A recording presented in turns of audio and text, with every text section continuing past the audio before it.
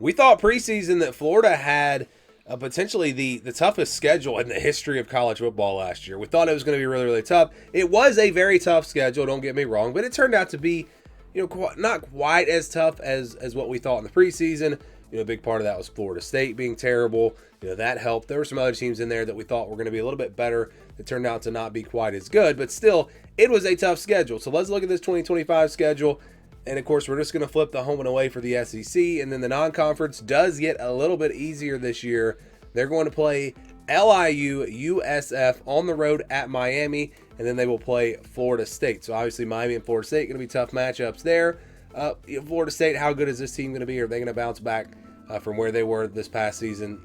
I don't know. I don't know if Miami is going to be quite as good. So these are all winnable games for Florida, but it's a very respectable non-conference game schedule, and especially when you play two Power 4 opponents, you have to respect that schedule, and they do that with Miami and Florida State. And USF's not a bad Group of 5 team either. So if you look at the home and away, if you look at the SEC, they've only got 3 home games: Texas, Mississippi State, and Tennessee.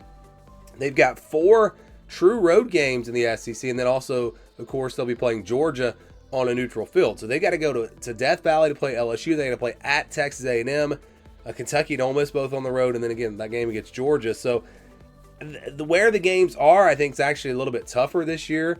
Again, LSU is a really tough place to play. Texas A&M is a really tough place to play.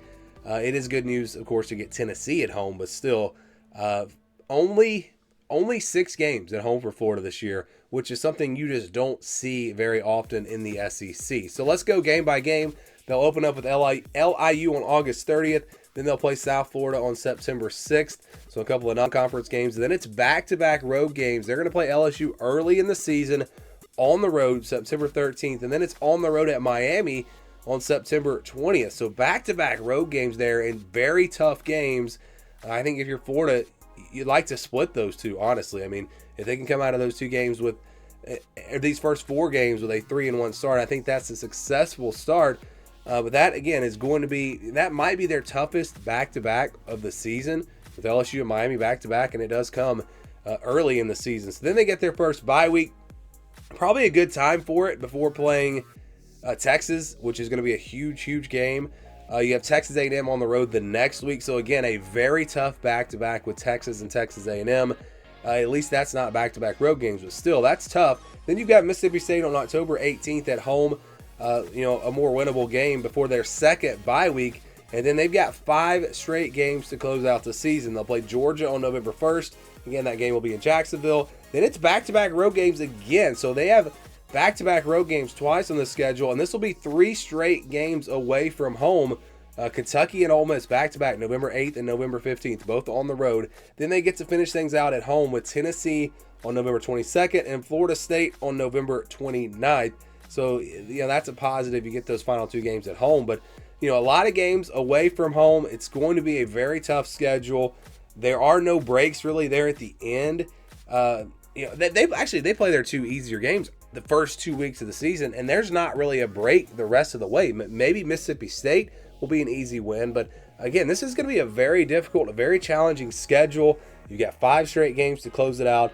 It's going to be very tough, just like it was last year. So how does it stack up with the other teams in the SEC? Well, the winning percentage from last year for this year's teams on Florida's schedule, they were 35-29, so a 55% win percentage for their SEC opponents, again, from last season. That's pretty good. This is definitely in the top half of schedules, at least conference schedules. It's right there tied for 5th with Arkansas. So, yeah, this is going to be a very, very tough schedule for Florida. They were able to manage that schedule last year and wound up having a pretty successful season. Can they do it again in 2025? Again, I think it's going to be tough with this schedule.